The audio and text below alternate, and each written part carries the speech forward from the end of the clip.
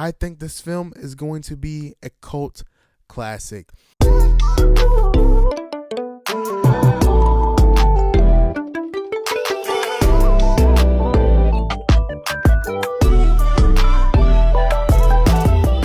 YouTube, you know how long I've been waiting for this. What's up, my people? It's your boy Justin Juju Jackson, and of course I am back with another review. I know it's been a minute since I posted a video. I had to take me some time, get myself together, but I'm back and I'm better than ever. And this week I got a new movie review, non-spoiler of course, and if it's course for the new film Speak No Evil, starring my boy James McAvoy. Now listen, before I get into the review, make sure you comment, like, and subscribe, as this helps my channel grow. 3,000 subs. I'm gonna clap myself up, pat myself on the back for 3,000 subs. That's no small feat, but of course the channel can continue to grow, and your like, your comment, and your subscription is going to help that very thing happen. So without further ado, let's get into the review right now.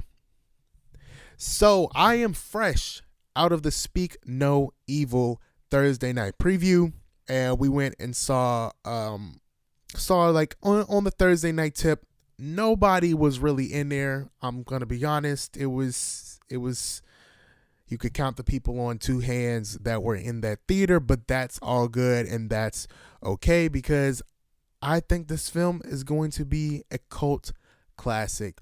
So Speak No Evil is a tense psychological thriller and a remake of the 2022 Danish horror film.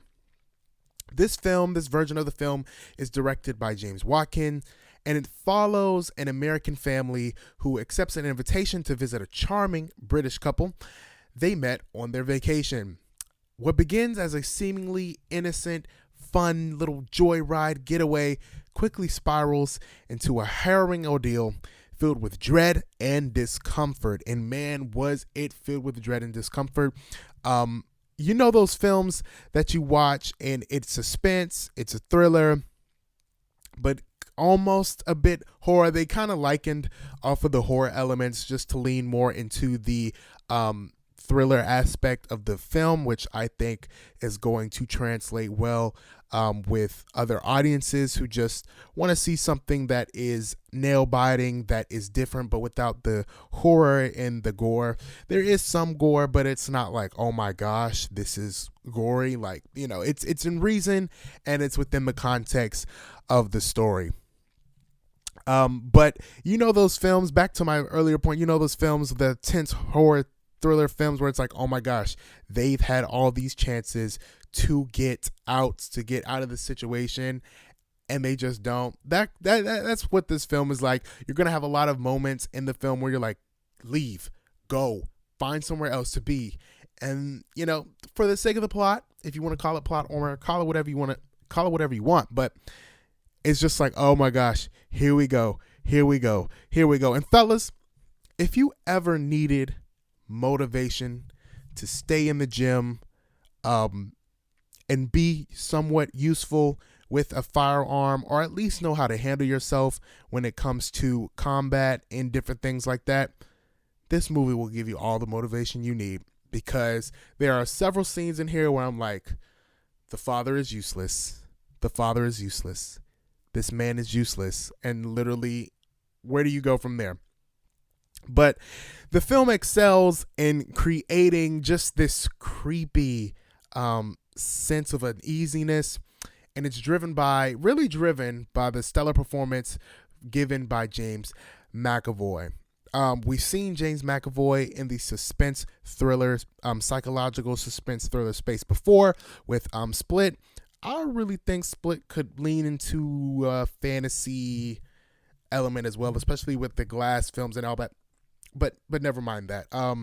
We've seen him in spaces like this before, and we know what a James McAvoy performance is going to give us. It's going to give us quality, and it's going to give us something to think about and something to ponder, and that's exactly what this film delivered. James McAvoy masterfully portrays this character named Patty, who is charismatic, but you can tell that he has a couple screws loose.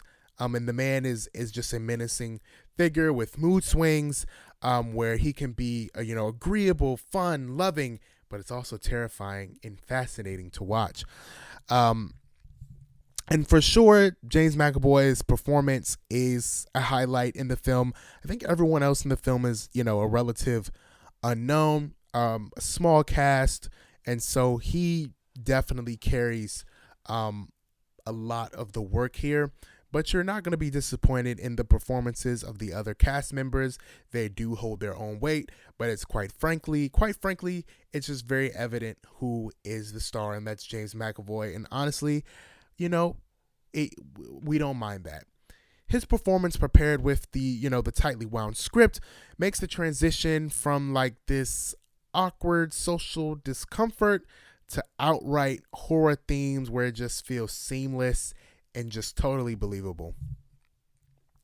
The movie explores these themes and social conventions and how politeness can often blind people to danger, pushing its protagonists into increasingly dangerous situations, while the plot pushes our antagonists into increasingly dangerous situations. There's also the stupidity of our protagonists. Our protagonists, quite frankly, they're smart people, they're intelligent, they just ignore their better instincts. And honestly, it's the wife's better instincts. She has mother instincts, and those are her better instincts, and she does not follow them for some reason. And the moment she does, they also try to miss an opportunity once again with some other external factor, which you'll see in the movie, that is actually quite stupid. But we're not going to blame them. We're just going to continue to watch. While the tension in the film is just expertly built, some critics have noted that the film's third act veers into a more predictable lane, and I definitely agree with that. But also, I don't even think there's anything wrong with that per se. It's like a horror film, a suspense thriller film, but in different thoughts. I felt like Blink Twice kind of went down a similar road, but they had like this quote unquote twist at the end. If you don't know Blink Twice just came out, I believe, a couple weeks ago. Zoe Kravitz's new film. It's about an island, billionaire, drugs, sex, all that type of stuff, but also psychological thriller. It all kind of feels the same. However, for many viewers, including myself, it does not detract from the overall experience, as the performances and the storytelling remain engaging throughout the entire story, and it just works well, people. Overall, and this is overall, I'm gonna keep it short and sweet because this is not a spoiler review. This is non-spoiler, just to keep it on your mind. Overall, Speak No Evil is a thrilling, disturbing watch with James McAvoy delivering a James McAvoy performance, top of the line, and I feel like it's one of his most compelling to date. And it's a film that will leave you questioning how far social politeness can go when faced with a true menace, and how stupid you can be and ignore your complete, utter instincts. Well, guys, this has been another Juju Writes non-spoiler review. Listen, I just want to keep it short and sweet, get you guys in and out, get an idea of what it is, a flavor, so you guys can go experience the film for yourself this weekend if you choose, or any other weekend. Or if you watching this later and you catch it on streaming, it's a perfect streaming film. If you just want to stream it, pop some popcorn at home and just chill, because it's not something that's going to invade your mind and you're going to be thinking about days on end. It's something that's cool to watch, and you go on about your life.